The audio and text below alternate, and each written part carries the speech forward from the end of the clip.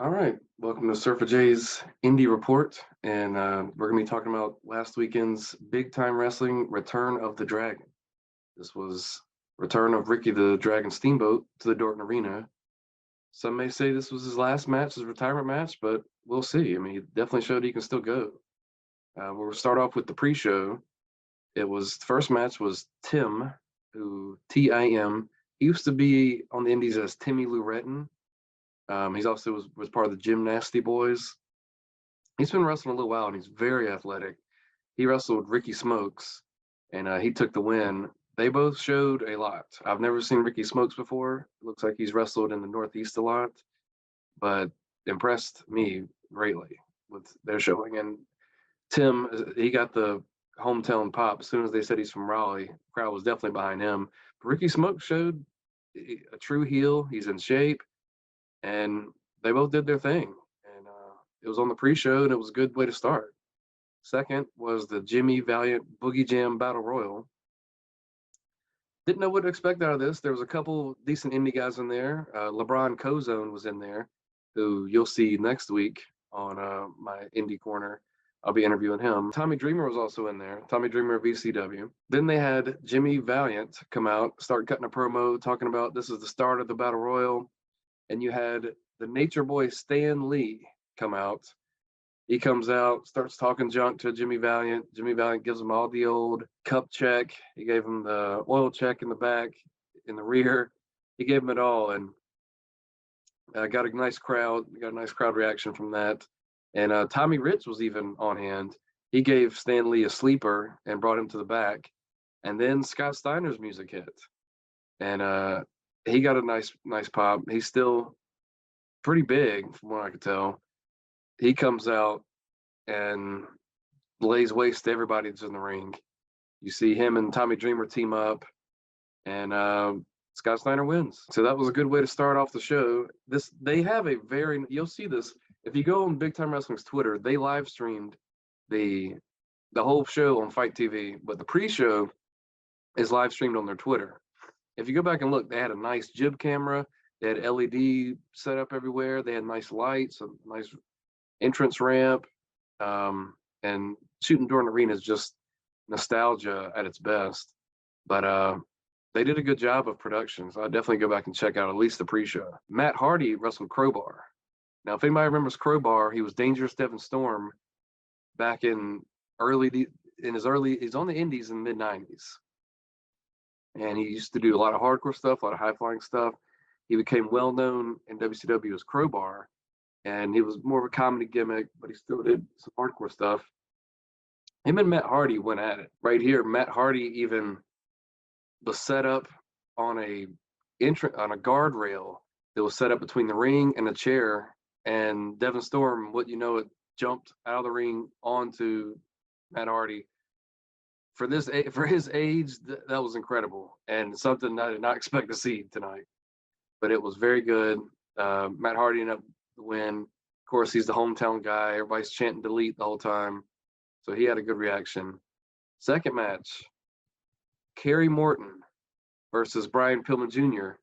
for the NWA Junior Weight Championship. I used to see Kerry Morton on indie shows when he was a kid. He was probably 9 years old, doing backflips off the top rope into the ring before shows that I was on and his dad was on. And see what he's become. He's got the ring work down.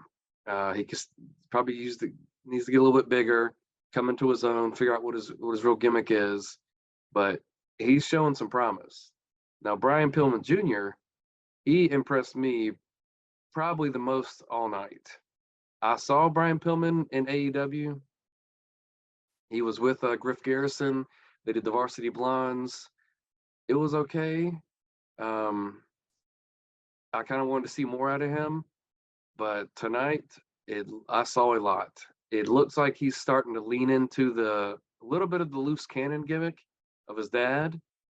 Now, he didn't go full loose cannon, full gimmick. He doesn't have the promo skills that his dad has. He's not fully crazy, but just how Brian Pillman used to be, where you knew he was the best, you knew he was so good, he could showboat, he could pull off insane moves. That's what Brian Pillman Jr. showed me tonight.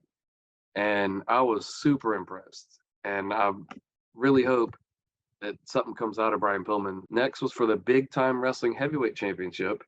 Danny Miles, who I'd heard the name of, but I didn't really know exactly who he was. He's shorter, but you can tell he lifts weights. He's a pretty big guy. He's pretty jacked up. And he wrestled Facade with Danny Moe. I'd never seen Danny Moe before. I've seen Facade on the Indies before. I think I've seen him wrestle for CZW and a few places like that. I knew he was a high flyer, but he did his thing. He's super athletic. Danny Miles can also do some pretty cool things. I mean, they slowed it down. They knew the crowd they were working for. They're working for an old NWA crowd. They slowed it down. They told a story. They got the manager involved. But Danny Miles came out on top and he showed some good stuff. Next was Rock and Roll Express versus the Briscoes. I was very looking forward to this. Rock and Roll Express is probably my favorite tag team of all time. And I just love what they can do. And they're on their retirement tour. And this was billed as the last time they'll be in Dorton Arena. And I was with my dad, and he grew up. That was his favorite tag team. And he used to go watch them in the Dorton Arena. So I really wanted to see this. Briscoes are an incredible tag team. And they had promos leading up to this where they were saying they were going to put the Rock and Roll Express out in the pasture. They did a good job. Both teams did a great job. Rock and Roll Express, Robert Gibson, he's not moving so well anymore. Ricky Morton is moving very well. They told a story. They had the Briscoes control a lot of the match. They let Rock and Roll Express do a lot of the old tag team gimmicks, a lot of the old tag team maneuvers that you used to see back in the day. Briscoes really worked the crowd. They were working the heel gimmick. There was a lot of fans that loved the Briscoes, but they did their best to get over his heels. The finish was insane. You had Jay Briscoe holding Ricky Morton, ready for Mark Briscoe to hit him with the chair. He swings, hits him with the plastic chair. It goes through Mark Briscoe's or Jay Briscoe's head. That was not supposed to happen, it didn't look like, because it was stuck there for a while. His brother had to come peel it off of him, and it was an insane spot. And as soon as that happened, Ricky Morton hit the Canadian Destroyer flip pile driver for the win. And that was awesome. Great way to go out for the Rock and Roll Express. Next match was a women's match. It was Savannah Evans versus Amber Nova. I'd never seen Amber Nova before. I know Savannah Evans has been on the North Carolina Indies a lot. She's done some stuff in Impact Wrestling.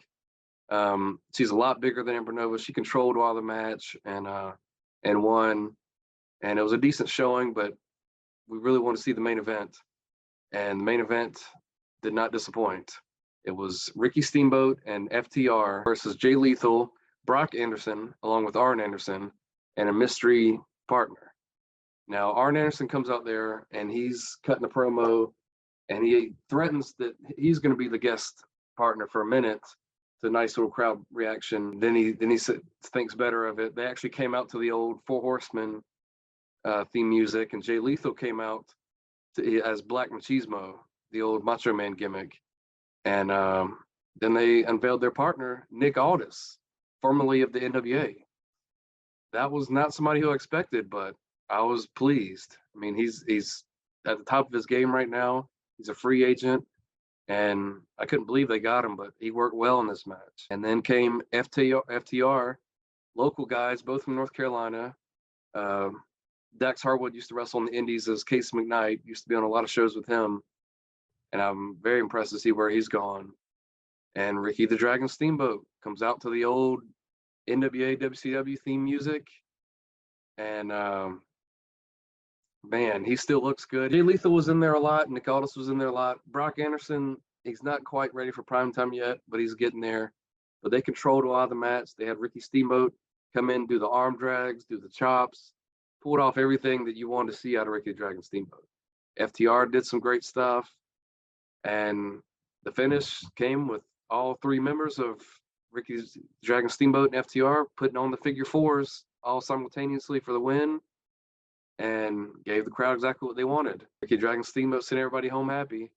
He talked about how he got on the mic after the show, talked about how early in his career he was U.S. champion and he wrestled Harley Race for the National Heavyweight Championship in Dorton Arena.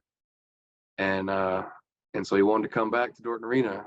And it was a great night. I think if Big Time Wrestling comes back, you should definitely go check it out. They put on a great show. And that's been the Indy Report.